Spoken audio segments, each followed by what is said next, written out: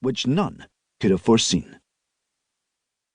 He led and directed the resistance to Edward, broke the sequence of English successes in the field, maintained the cause of John Balliol, restored his country to its rightful place in the councils of Europe, and where others, ostensibly his betters, yielded and collaborated, set an example of constancy and perseverance. Even his horrific death in London came to be seen as a victory. He became, and remained, an inspiration to both singer and poet. Wallace was, by any standards, a remarkable man. But, if undoubtedly heroic, he was not perfect. There is to Wallace not merely a dark, but an unknown side. In an age of brutality, he was brutal. He was no less cruel than those against whom he fought. He repaid the sack of Berwick in 1296 with the ravaging of Northumberland the year after. To achieve his ends, he turned, often violently, on any Scots or English who stood in his way. The church he supported in Scotland, its English representatives, he treated less tolerantly. The crimes with which he would be charged by Edward's justices in 1305 were not wholly fabrications. Wallace himself, at his trial, far from seeking to deny or excuse them, gloried in what he had done, and regretted that he had not done more. Implacable to the end, he exuded defiance in the midst of his enemies.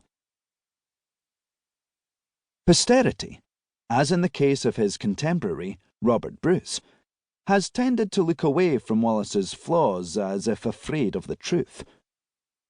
Wallace was, simply, a man of his time, with all that that means. Our recognition of the fact does not detract from his stature.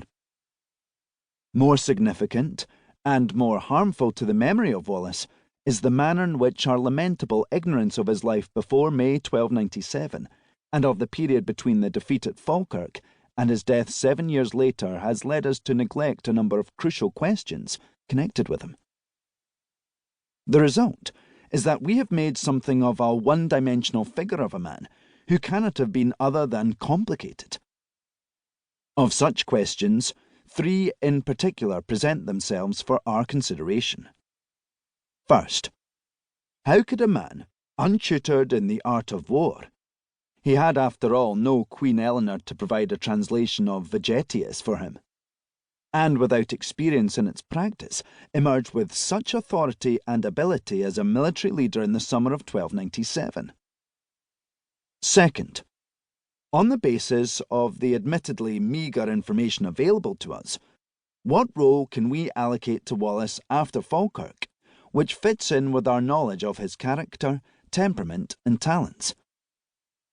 Third, given that the traditional link between Wallace's execution in August 1305 and Bruce's murder of Comyn in February 1306, and his rebellion is discredited, what was the relationship between Wallace and Bruce? It is not to be expected that the answer to these questions is to be discovered in contemporary sources. Wallace is, at best, a shadowy figure, and likely to remain so. But that has not prevented criticism of his decision to fight at Falkirk, or general agreement that his defeat there inevitably brought in its train his resignation as guardian.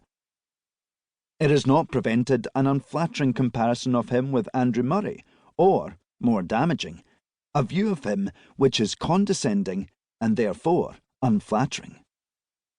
Wallace deserves better of us. It is too much to see in him one who, as it were, sprang forth ready-made in 1297, remained fixed and unalterable over a period of some 8 years, learned and forgot nothing, was never tempted to despair, never profited from the study of the political manoeuvres of his Scottish associates, never deviated from a preordained path. Wallace was not such a man. What we believe we know of him is more often interpretation than fact. That is understandable, given our ignorance.